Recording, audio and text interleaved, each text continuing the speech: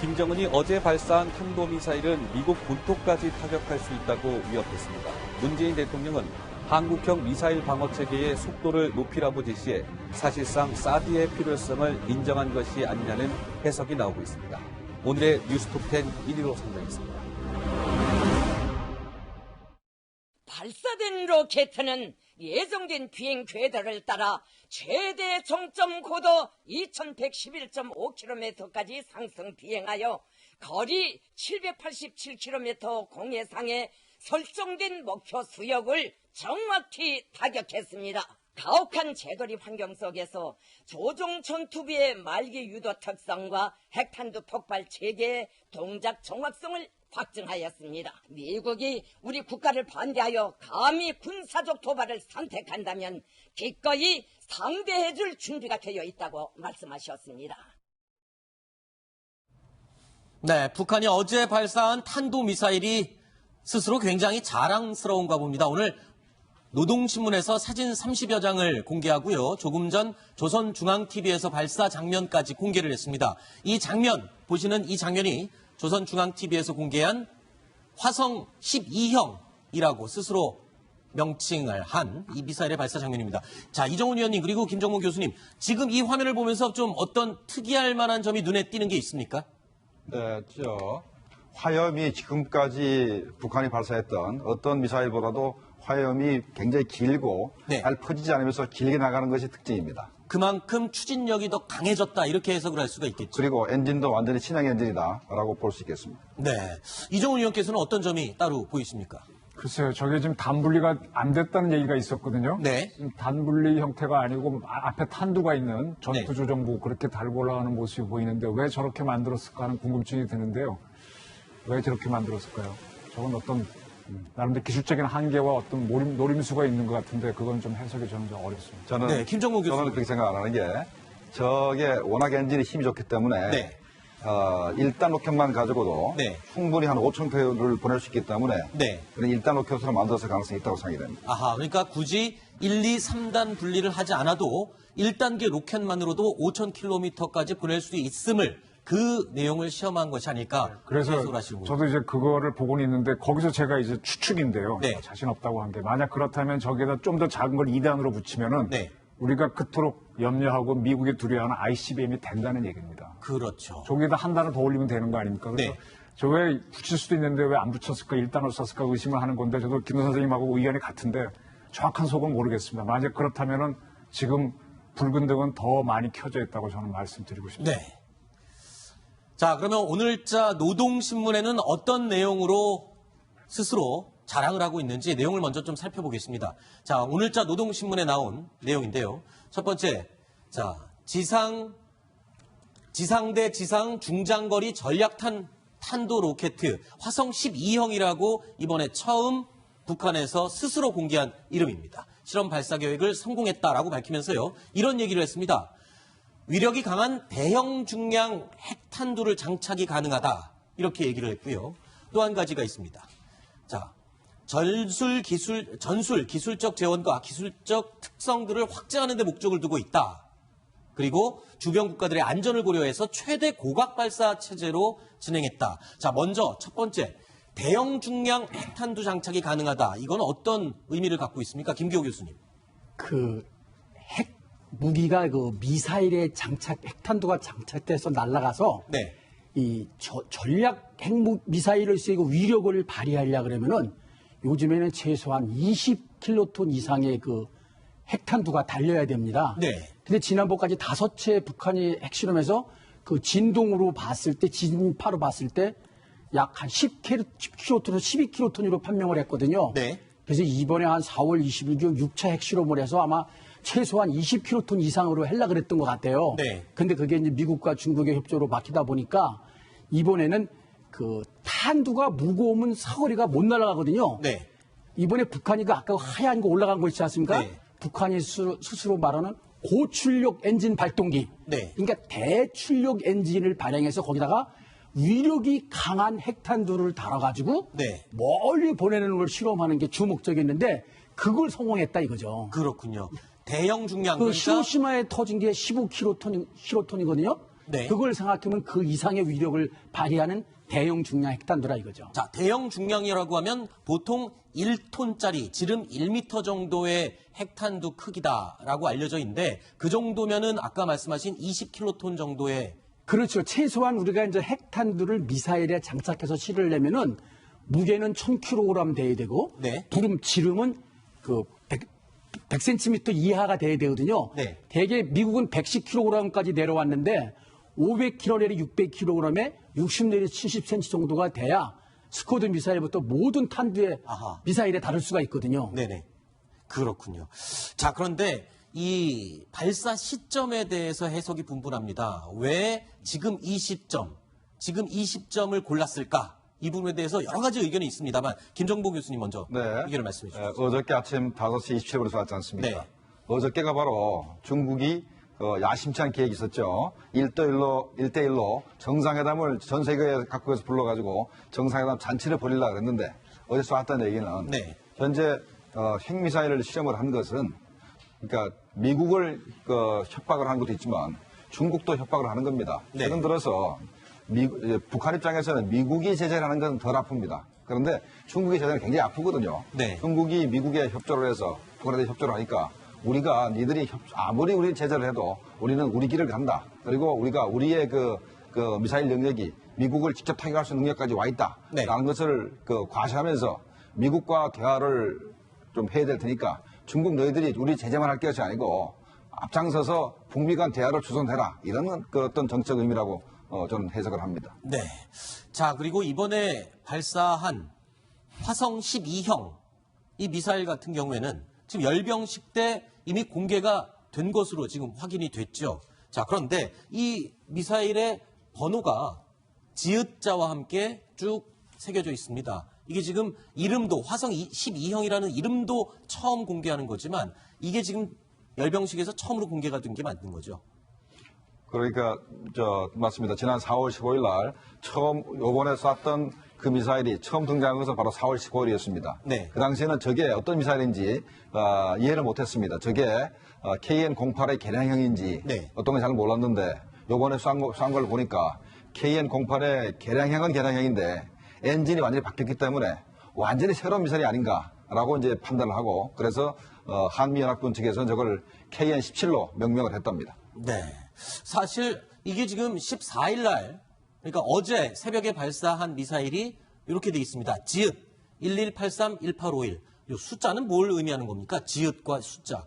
글쎄요. 난수인가요? 저건 뭐 알 수가 없는데 네. 우리도 왜 군부대 가면은 1257 부대 뭐 이렇게 많이 하듯이 네네. 저기도 아마 그렇게 그걸 붙인 게 아닌가. 그 생산 공장이나 뭐 부대, 그 위장 명칭이겠죠. 네. 그 추정을 해보면은 지난번에 왜 그 천안함 파침했을 때도 거기 글씨 쓴 거 보고 우리가 그렇죠. 국계 끄는 거 알았지 않습니까? 네.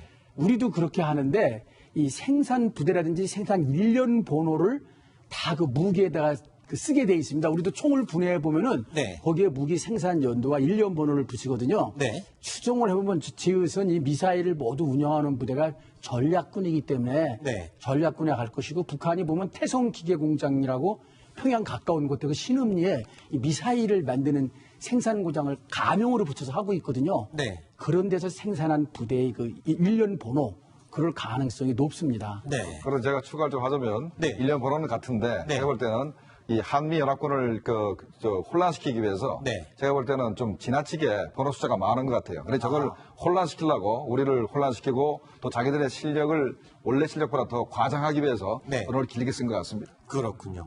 자, 그러면 어제 시험 발사한 미사일이 그동안 최근에 언론에 몇 번 보도가 된 적이 있는 KN-17이라는 IRBM 미사일이 있습니다. 이 지대 한 미사일이냐 지대 지 미사일이냐 이거 갖고 얘기가 추측이 난무했었는데 그러면 어제 발사 미사일이 이 KN-17과 같다라고 보면 되는 건가요?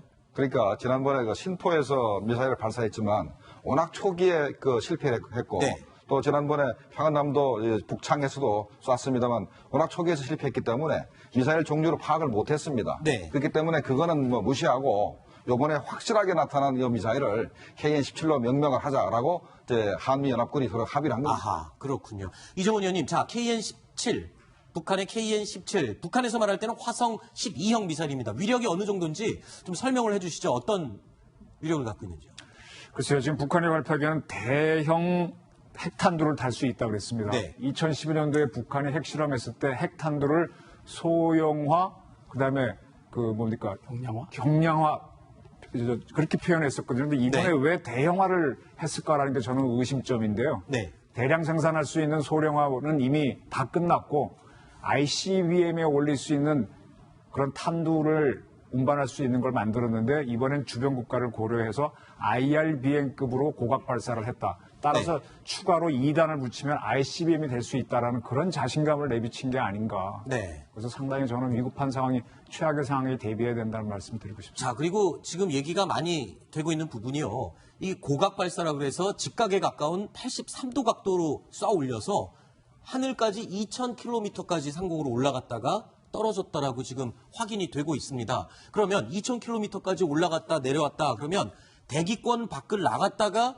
들어오는 대기권 재진입 기술까지 지금 확보가 된 게 아니야. 이게 지금 ICBM에서 가장 핵심 기술 아닙니까? 그렇죠. ICBM에서 그 가장 어려운 게 대기권에 나갔다가 들어오는 재진입 기술이거든요. 네. 북한이 아주 가혹한 환경에서 성공했다고 자찬하는데 통상 그 미국이 쏘는 미니트맨 3 같으면은 네. 시속 24,000에서 27,000까지 가다 보니까 음속에 25배에서 27배로 떨어지면은 네. 그때 떨어질 때 열도 마찰하는 그 대기권에서 마찰하는 열이 6,000도 내지 7,000도가 되고요. 네. 그래서 이게 90도로 들어오면 그 열을 못 견디기 때문에 20도 내지 30도 비스듬히 들어오거든요. 대기권이 한 100km 정도 되는데 그러기 때문에 그거에 걸리는 탄두 외피를 내열 잘 견디는 합금을 해야 되고 그렇게 해도 이 탄두가 깎이게 돼 있습니다. 네. 그러니까 일정 부분 깎이면서 목표선에 가서 터뜨릴 수 있는 상마 기술이 돼야 되거든요. 네. 자세 제어도 돼야 되고. 근데 지금 북한이 이번에 쏜 걸 보면은 거리가 한 그 2,000km 고도의 3내리 4바가 거리가 되니까 약 한 5,000km라고 가정을 하면은 마하 한 15 정도 되거든요. 네. 그러려면 마하 한 24, 25, 27 가려면 지금보다 거리가 2배나 3배, 2배는 더 가야 되거든요. 네. 그러려면 그 설정한 온도에서 그걸 견디는 걸 하려면은 또 다른 실험은 필요하지만 현재 단계에서는 그래서 상당히 진전해 와 있다. 네. 그리고 정확한 거는 떨어지는 자리에 그 해상에 분석 산단이 있어가지고 그 재원을 다 평가해야 되는데 현재의 고도와 거리와 그 속도를 가지고는 ICBM을 가려면 조금 더 필요하다. 네. 그렇지만 상당히 지금 근접했다. 이런 자, 것입니다. 그리고요, 중요한 게 이 어제 고각 발사, 그러니까 직각에 가까운 83도로 발사를 해서 700여 킬로미터를 날아갔지만 이 각도를 조금만 낮추기 시작하면 그 거리가 기하급수적으로 늘어난다면서요. 자, 그래서 이 그림을 보고 설명하겠습니다. 자, 어제 ICBM 발사한 게요. 고도 2,000km 올라갔다가 떨어지는, 그러니까 대기권 재진입 기술을 확보할 가능성이 있는 거냐라는 얘기를 방금 나눴다면요. 이게 각도가 낮아질 경우에 어디까지 날아가는지 다음 그림을 보면서 설명을 드리겠습니다. 자, 첫 번째. 어제가 이렇게 떨어진 거죠. 고도 2,000까지 올라갔다가 떨어진 안쪽으로 떨어졌죠. 동해에 떨어졌습니다. 1,500. 예. 동해에 떨어졌습니다. 네. 각도를 조금씩 낮출 경우에는 점점 사거리가 길어지는 거죠. 네. 그렇죠. 네. 네, 알라스카까지 가려면 한 5,000km 정도를 가야 되는데 이 화성 12형이 충분히 날아갈 수 있는 그런 성능을 갖췄다. 이렇게 지금 분석이 되고 있습니다. 예, 그렇게 평가를 하죠. 지금 현재 만약에 탄두가 500km 정도면은 알라스카로 총을 때릴 수 있고 그래서 한 5,500km까지는 그 사거리가 된다고 이제 평가를 하고 할 수가 있고 만약에 탄두가 1톤 정도 된다 그러면 한 4,500km까지밖에 못 갈 겁니다. 그래서 현재 어저께 쐈던 그 미사일은 사거리가 4,500에서 한 5,500 사이가 된다라고 이제 우리가 판단하고 있습니다. 네. 자, 그런데 ICBM하고 IRBM 이 두 가지가 계속 이야기 중에 나오다 보니까 좀 혼란스러운 것 같습니다. IRBM과 ICBM의 구분 기준은 어떻게 됩니까? 그 미사일이 이 장거리냐, 중거리냐, 단거리냐 이걸 따지는 첫 번째 기준은 거리에 있습니다. 거리를 통상 그 5,500km를 기준으로 해서 그 이상을 넘어가면은 대륙을 넘어간다 그래서 인터컨티넨탈 발리스틱 미사일, 그래서 장거리 대륙간 탄도미사일 ICBM이라 그리고 거기에 못 미치는 중거리는 ILBM이라 그럽니다. 5,000km 미만은.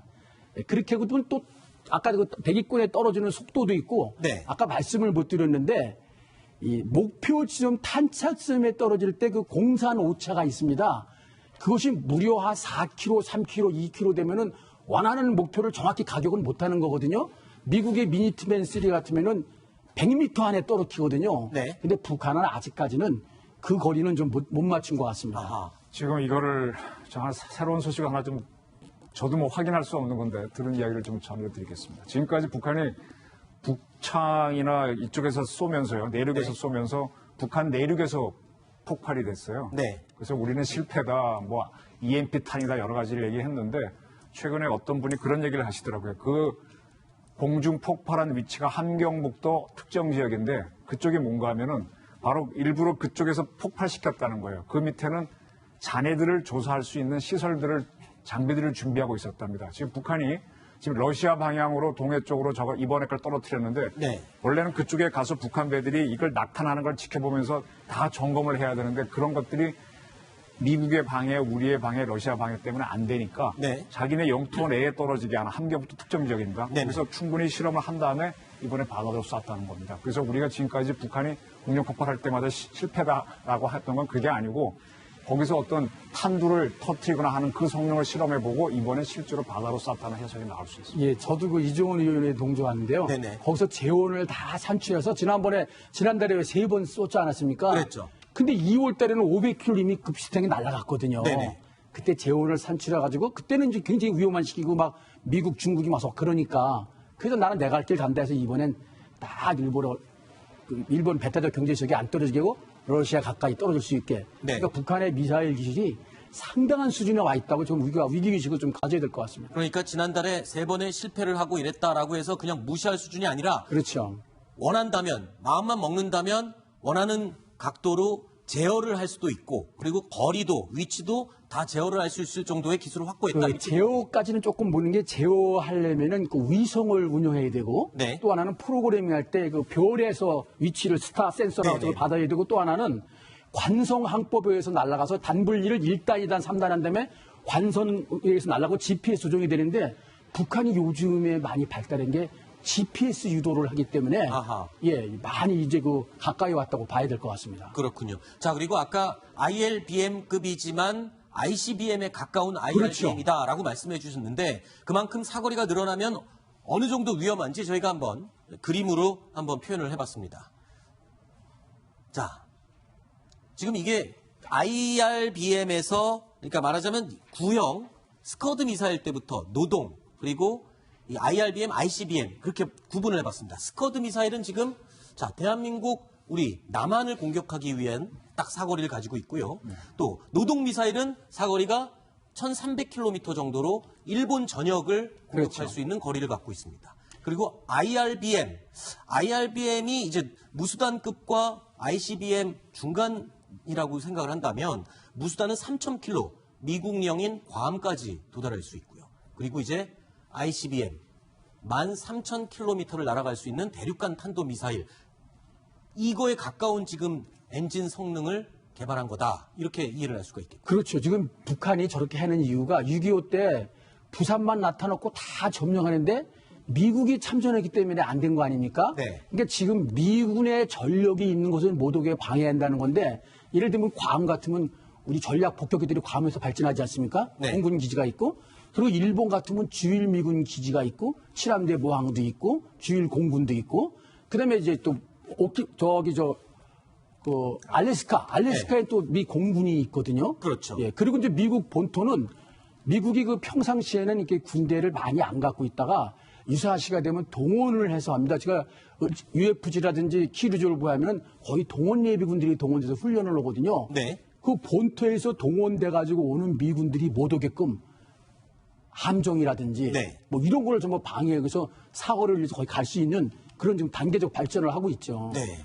자, 지금 북한이 계속 강경한 입장을 취하면서 미국이 미니트맨 3라고 대륙간 탄도미사일을 2번에 걸쳐서 발사를 하지 않았습니까? 자, 그 미니트맨 3와 비교를 한다면 어느 정도 수준입니까? 이제 미니트맨 3가 이 정도입니다. 비행시간 30분에 최대 사거리가 12,000여 킬로미터 대표적인 지금 ICBM인데 여기 수준의 아직까지 저 비교를 하면? 미투맨 3 수준에 가려면은 네. 더 많은 실험과 노력이 좀 필요합니다. 근데 초보 단계라고는 인정할 수 있겠습니다. 왜냐하면 이 미사일이 저 정도 되려면 재진입 기술과 그다음에 그 목표에 이르는 정밀 유도 기술이 필요한데 네. 미국은 위성과 그 항법 장치 센서, 스타 센서 뭐 이런 걸 다 동원해서 하고 그 비행 거리도 30분인데 아마 북한이 지금 저 정도까지 거리로 날아가려 쏘았으면은 한 48분 정도 걸릴 것 같습니다. 5,500km니까. 네. 그렇기 때문에 또 정확도도 그렇고 아까도 제가 말씀드렸지만은 그 저거는 미국은 100m까지 목표 지점에 정확히 명중을 시키는데 북한은 아마 몇 킬로 될 것 같아요. 예전에 북한이 스코드 미사일 한 4km 오차했을 때는 이런 얘기가 있었거든요. 북한 스코드 미사일에 맞아 죽으려면은 조상 3, 4대 때부터 아주 재수가 없어야 맞는다. 그 정도로 정확도가 떨어진다. 예. 근데 이제 최근에는 GPS 아까 말씀드린 그걸 하기 네. 때문에 이제 맞는 거거든요. 그렇군요. 그러니까 미니트맨 3가 지금 30분 만에 미국에서 본토에서 이제 태평양까지 날아왔지 않습니까? 최대 사거리는 말이 좀 길어지만 우리 아시아까지 올 때는 이제 30분에 왔죠. 네. 근데 요번에 북한이 쐈던 미사일도 비행 시간이 30분입니다. 네. 30분에 5,500km 갔기 때문에 속도는 미니트맨보다 많이 이제 떨어진 것 같아요. 그러니까 아직까지 갈 길이 멀죠. 네. 자, 그런데 지금 화성 12형 어제 북한이 발사한 미사일 5,500여 킬로미터를 갈 수 있을 만큼의 엔진 힘을 가지고 있다. 그런데 지난 3월 18일 날요. 그 유명한 김정은이 어부바까지 해줬었던 그 신형 엔진 실험. 그때 그 사진입니다. 그러니까 이게 지금 100톤 포스. 톤을 올릴 수 100톤 있는 포스. 100톤 포스의 네. 엔진을 갖고 있고 보조 엔진 4개 달린 이 엔진 시험. 이게 지금 이거를 만약에 묶는다면은 12,000, 13,000km 당연히 날아갈 수 있는 ICBM이 되지 않습니까? 그렇죠. 근데 이번에 그 로켓 이 미사일을 쏠 때 제일 처음에 올라갈 때가 이게 상승 단계라 그러거든요. 네. 거기 때 어려운 게 단 분리 기술입니다. 네. 그러니까 이번에 1, 2, 3단을 안 되는 거 봐서는 아직까지 그 ICBM으로 하는 단 분리에는 기술상 그 의문이 있지 않았나 싶은 생각이 들어요. 네. 제가 단분리 기술은 충분히 확보가 됐습니다. 벌써 광명성으로 쏘면서 그다음에 이제 북극성 아니, 새로운 엔진에 의한. 그러니까 새로운 엔진에서 그렇지만 어쨌든 단분리 기술이 충분히 확보됐기 때문에 네. 만약에 요번에 쐈던 1단 미사일에다가 2단 미사일을 노동 미사일 엔진을 더 단다든가 하면은 아마도 진짜 ICBM이 될 것 같습니다. 예. 아하. 그러니까 지금 ICBM 기술에 거의 한 발짝 거의 다 다가갔다. 거기- 이렇게 지금 보면 되나요? 내가 이렇게 신발을 만들어도요. 네. 저희 아이들 키울 때 보니까 뭐 뉴 발랑스나 뭐 나이키를 신겠다 그러는데 네. 그렇게 어려운 시절에는 고무신도 실을 수 있지 않습니까? 신에 신는 거를.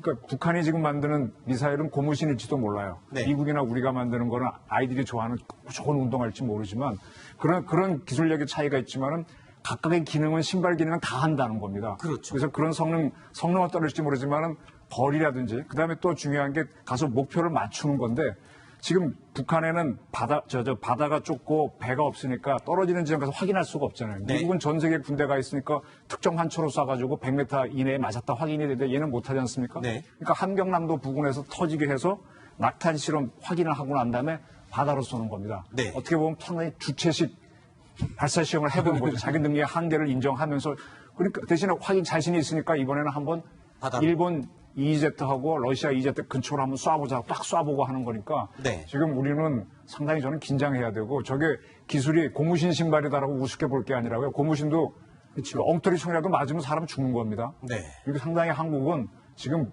비상배를 울려할 시기입니다. 지금 이종호 의원이 참 좋은 말씀하시는데 저희는 ICBM보다도 지난번에 했던 스쿼드라든지 노동을 고각을 했을 때 고체 연료를 이동식 궤도용 차량에다가 아무 때나 기습적으로 사격하면 우리가 사전에 그 징후를 포착하기가 힘들다 보니까 당할 수밖에 없는 그런 위험한 지경에 와 있다는 거죠. 저렇게 지금 거의 ICBM까지 갔다는 거는 스쿼드나 노동은 고체 연료로 뭐 아무 때나 발사할 수 있다는 거거든요. 그러면 지금 어제 발사한 이 화성 12형은 액체에 가까울 거예요? 고체에 가까울 거예요? 어떤 걸로 지금 추정이 됩니까? 일단 이동식 ICBM인 경우에 가장 위협적이지 않습니까? 동창리 미사일처럼 그냥 거기에서 항상 발사하는 미사일은 감지가 가능하지만 이동형은 어디서 어떻게 쏠지 모르는 거 아닙니까? 근데 현재로서는 불확실합니다. 네. 뭐라고 답변하기가 힘든데 제가 볼 때는 이 연료의 그 색깔이라든가 화염의 색깔이라든가 모양을 봐서는 꼭 고체 같은데 네. 꼭 고체로 같습니다. 그런데 현재 우리 한미 연합군에서는 액체 로켓으로 판단하고 있는 것 같습니다. 일본에서 먼저 전날 발사 조짐이 있다고 보도한 걸로 보면은 그때 연료를 주입한 게 아닌가 그런 판단을 하고 있는 거죠. 네. 지금 뭐 모든 답변은 김정은이가 와서 답변을 저랑 일문일답 하면 풀리겠는데 그건 안 되고 머리를 짜내고 있으니 참 답답한 노릇이죠. 그러니까 저는 뭐 상식적인 질문을 세 분께 한번 좀 드리고 싶은데요. 네네네. 그러니까 지금 유엔 결의를 통해서 지금 대북 제재와 압박을 굉장히 강도 높게 하고 있음에도 불구하고 저렇게 이렇게 미사일 발사를 계속 할 수 있는 이유가 있습니까? 뭐 기술력이라든지 아니면 어떤 그 재료를 들여오려면 상당히 그 제재와 압박을 뚫어야 되는데 왜 자꾸 이렇게 이 제재와 압박을 뚫고 저런 미사일 개발이 되고 있는지 그것을 막을 수 있는 방법은 없는지 저는 그렇죠. 그게 좀 궁금합니다. 지금같이 이렇게 대북 제재가 강화되는 시기면 연료라든가 부품들을 지금 해외에서 조달을 하지 못했을 거 아닙니까? 그러면 북한 자체적으로 생산한 부품과 재료만으로도 지금 만들 수 있는 그런 상황이란 말인가요? 그렇게 봐야 되겠죠. 그러니까 지난번에 우리가 단동에 중국 무역회사가 북한의 이 미사일을 깎을 수 있는 그 절삭 공구라든가, 네. 그다음에 뭐 산화알루미늄이라든가 이런 재료를 공급했다는 걸 우리가 알았지 않습니까? 또 마찬가지로 지난번에 러시아도 이 정밀 가공 그 기계, 우리가 대한민국이 반도체 잘 만들지만은 반도체를 만드는 기계는 일본이나 미국에서 사옵니다. 네. 마찬가지로 북한이 미사일은 잘 만드는데 네. 미사일을 깎는 공구, 핵탄두를 깎는 이 가공하는 기계는 해외에서 사왔습니다. 네. 그렇기 때문에 만약에 앞으로 계속해서 제재가 엄격히 시행된다 그러면 앞으로 북한이 이렇게 미사일이나 핵탄두를 생산하는 능력은 많이 줄어들 가능성도 있습니다. 그렇군요. 자, 그리고요, 오늘 노동신문에 보면은 김정식, 장창하라는 두 인물이 등장을 합니다. 지금 이 사진인데요. 자, 장창하라는 사람이 이 인물이고요. 이 사람이 김정식이라는 인물로 지금 확인이 되고 있습니다. 그런데 계급장을 보니까요, 별 두 개로 계급장을 달고 있어요. 이 정도면 지금 북한에서 어느 정도의 위치에 있는 당 군수공업부 관계인가요? 부부장인 것 같습니다. 두 사람 네. 다. 당 군수공업부 네네. 부부장입니다. 요 왼쪽에 왼쪽 제일 가에 웃는 사람이 이게 이제 네. 이병철 네. 군수공업부 제1부부장이고요. 요 사람들이 그 부하입니다. 두 사람. 아하. 근데 이번에 이렇게 활짝 웃고 있는 거 보니까 이번 미사일 발사 시험에 혁혁한 공을 세운 게 아닌가 추측이 되네요. 그렇죠. 그러니까 그 당의 중앙위원회 그 전문 부서의 부장은 장관급이고요. 네. 부부장이면 차관급입니다. 근데 북한은 그 부부장들이 많고 또 그 위에 선임 부부장, 제1부부장도 있고 그래서요. 그리고 민간인들도 이렇게 군사칭으로서 이렇게 장군을 달아줍니다. 우리는 같으면은 중장이라는데 별 하나를 소장이라 그러고 두 개를 중장이라 그러거든요. 네. 세 개를 상장, 네 개를 대장이라 그러고요. 네. 자, 그러면 북한이 발사한 IRBM 이 미사일을 막을 수 있는 우리 군의 시스템은 어떻게 작동을 하는지 이정우 위원께서 좀 그림을 보면서 설명을 해주시죠. 어떻게 작동을 해서 막을 수가 있는 겁니까? 네, 북한이 쏘게 되면은요, 네. 우선은 봐야 될 거 아닙니까? 눈을 봐야 주먹질로 우리가 할 텐데, 그걸 보는 게 레이더입니다. 그래서 네. 그린파인 레이더하고, 그 다음에 우리의 패트리어트 팩3에 붙어 있는, 팩2에 붙어 있는 레이더 등으로 그 다음에 장거리 방공 레이더가 또 있고요. 그런 걸로 종합적으로 봐서 잡고, 그 다음에 바다에 있는 스파이1 레이더, 그 이지스에 걸 잡아가지고, 그 정보를 가지고 가장 높은 고도에서는 이제 미국의 사드가 돌아서 사드가 잡고, 그 다음에 뚫리면은 팩3로 잡고, 팩2로 잡고, 그 다음에 LSM으로 잡고, MSM으로 이런 다층 방어가 되는 거죠. 네. 근데 이번에 이걸 아셔야 돼요. 이번에 우리 그린파인 레이더가 한 1000km 볼 겁니다. 사드 레이더가 한 600, 700km 본다고 하는데, 네. 2000km까지 올라가 버렸죠. 그러니까요. 그럼 중간에 올라가는 거 봤다가 어디 가는지 모르다 떨어질 때 보는 겁니다. 네. 허점이 있죠. 그러네요. 또 떨어질 때는 워낙 탄도의 속도가 빠르고. 빠르기 때문에 요격하기가 힘든 게 지금 또 네, 그래서 그냥 떨어지다가 만약에 우리 지난 시간에 얘기한 대로 우리가 맞출 수 있는 사드나 팩3가 올라서 맞출 수 있는 고도보다 더 높은 데서 빵 터져서 EMP탄을 아하. 전자기판을 터뜨린다 그러면 우리는 아무것도 못하는 거죠. 그래서 그렇죠. 북한도 모든 수를 다 써서 think the unthinkable, 생각하지도 못한 걸 생각해가지고 우리를 위협에 빠뜨리기 위한 작전을 짜고 있다 이렇게 보입니다. 자, 그래서요, 문재인 대통령도 안보 분야 1호 지시사항으로 KMD 시스템, 그러니까 우리 한국군 자체적인 미사일 방어 시스템 개발을 더 가속화해라라는 지시를 했다고 하는데, 자, KAMD 미사일 방어 체제, 자, 이게 효과적으로 작동을 하려면 시간도 지금 많이 걸릴 테고, 그리고 또 사드와도 좀 연계 관계가 있지 않습니까? 결국에는 사드와 KAMD 뭔가 겹치는 부분이 있지 않습니까? 한국형 미사일 방어 체계는 사드는 원래 없습니다. 없고 우리가 추구했던 거는 패트리엇 2를 패트리엇 3로 이제 업그레이드를 하고 네. 그다음에 이제 M셈 미사일 우리가 개발을 했습니다. 네. 내년부터 실전 배치될 건데 그거는 이제 최대 고도가 20km까지밖에 못 맞춥니다. 네. 그리고 현재 L셈을 개발 중에 있습니다. L셈. 그거는 고도가 40에서 60km 정도 되거든요. 네. 그건 한 2023년도 되면 이제 개발이 완료가 됩니다. 네. 그래서 이제 그 23년도까지 만들 걸 좀 빨리 땡겨서 만들라. 이런 지시사항이고, 사드는 그 위에 40km부터 150km에서 맞추기 때문에 그 위에 미사일을 맞추는 건데, 우리 기술로 사드를 개발하려면 10년 이상 걸릴 겁니다. 그래서 가능하다면 뭐 이스라엘제 에로3를 사든 아니면 사드를 사든 이렇게 그걸 사는 것이 더 빠른 길이라 생각이 됩니다. 지금 이 KAMD 시스템을 완성하는 데는 2조 원 넘게 든다고 하는데 지금 사드 한 개 부대를 배치하는데 지금 1조 원 정도가 들잖아요. 일개 포대. 일개 포대.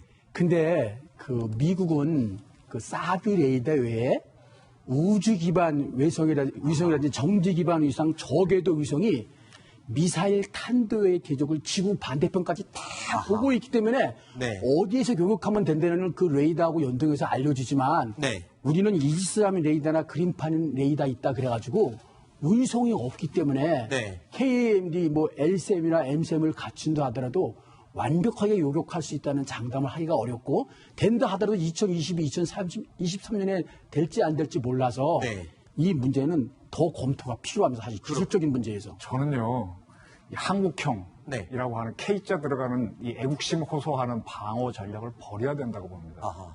우리가 지금 이런 모든 시스템을 다 개발할 수도 없고요. 미국은 대한민국보다 한 20배 이상 더 많은 국방비를 써서 MD를 만들었습니다. 그 20분의 1도 안 되는 우리나라가 KAMD를 만들어서 미국을 능가할 수 있겠어요, MD를? 그러니까 국산화하는 건 좋은데 국산화를 우리가 다 할 수 없어요. 예를 들어 삼보를 잡아줘야 되는데 아까 말한 것처럼 우리는 1000km밖에 못 가는데 2000km까지 올라 떨어지게 되면 그걸 잡을 수 있는 건 위성밖에 없잖아요. 우리는 위성이 없단 말이에요. 그렇죠. 그 위성을 다 깔려면 국방비가 우리 20배를 더 내야 돼요. 그래서 결국은 독자적인 안보를 하는 게 아니라 동맹 안보를 하는 건데 네. 지금 이 KAMD를 빨리 서두르라. 물론 해야 됩니다. 해야 되는데 여기에 방점을 짓는 국방정책에 가게 되면은 우리는 어떤 더 많은 국방비가 너무 비용이 되어서 모순에 걸리게 된다. 네. 이거를 정책하시는 분들은 정확하게 봐주시길 바랍니다. 네. 제가 짧게 하면 이정훈 의원이 정말 동조하면서 왜 일본이 우리보다 기술이 많은데 MDA에 가입해가지고 사드 체제를 도입하겠습니까? 네. 일본은 위성도 있는데 네. 이게 종합적이고 우주에서부터 다 지구가 동그랗게 공면이기 때문에 네. 사실 우리나라 그린판이나 이지스함은 1분이나 2분 뒤에 추적이 가능합니다. 네. 왜냐하면 지구 저쪽에서 올라오기 때문에 미국 거는 적외선으로 탐지하니까 발사 즉시 위성에서 탐지가 가능하거든요. 알겠습니다. 자, 문재인 대통령은 후보 시절에도요, 북한이 이 무조건적인 북한과의 대화는 없다라고 밝힌 바가 있습니다. 그 토론회의의 내용을 들어보시겠습니다. 북한이 핵을 동결하고 그다음에 그 토지 위에서 핵 폐기를 위한 협상 테이블에 놓은다면 저는 그 단계에서는 개성공단을 제기하고 또 금강산 관광도 제기할 수 있다고 생각합니다. 6차 핵실험 여전히 가능성이 남아 있습니다.